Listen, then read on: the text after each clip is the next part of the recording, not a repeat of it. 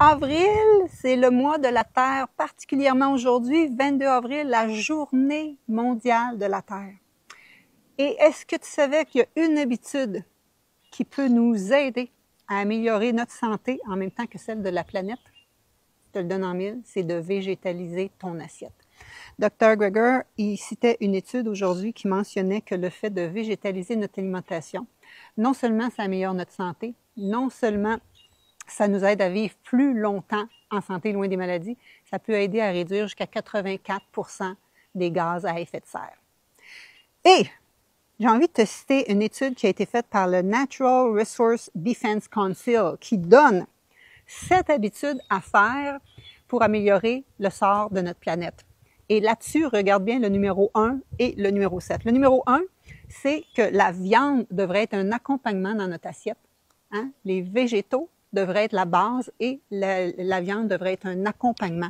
Deuxièmement, réduire le gaspillage alimentaire. Le tiers de la nourriture produite dans le monde est jetée chaque année. Troisièmement, réduire les emballages. Et c'est le temps d'encourager des entreprises comme Écolo-Cadeau, qui était justement une de nos commanditaires, qui a des sacs quand on va acheter nos légumes, arrêter d'utiliser les sacs en plastique, qui a des shampoings en barre, des pastilles nettoyantes, des essuie-tout réutilisables. Donc, vraiment, ça, c'est des choses qui sont intéressantes. 4. Utiliser le compostage. Donc, nous, on composte.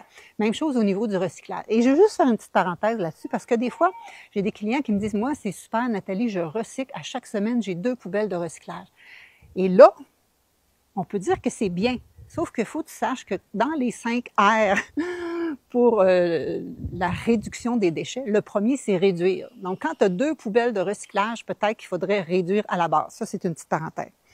Le 5e, c'est de jardiner. Jardiner, tu vois pas ici, on a déjà commencé à faire nos pousses à l'intérieur, en dessous des luminaires, mais des néons. On a déjà toutes nos pousses de près, nos semis que mon chum s'occupe de faire. 6, le transport actif.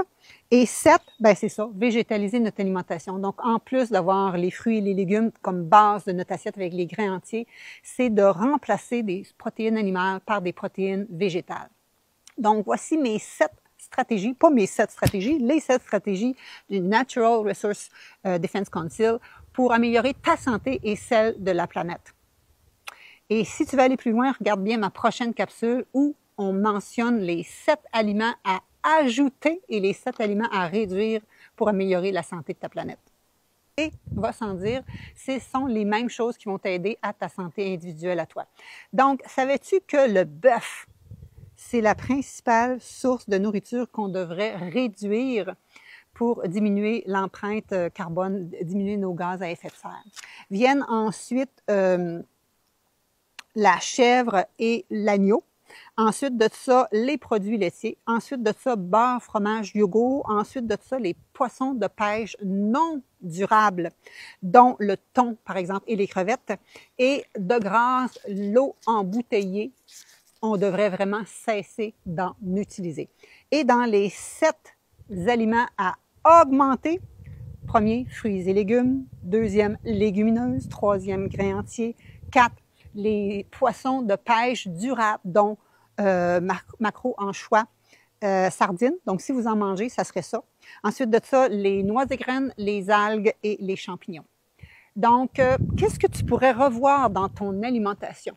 La viande rouge, comme le bœuf, si tu pouvais réduire ça à peut-être une fois semaine et ajouter des légumineuses, faire des tacos de PVT, des tacos de lentilles, par exemple, tu aiderais vraiment à la santé de la planète et à ta santé à toi également.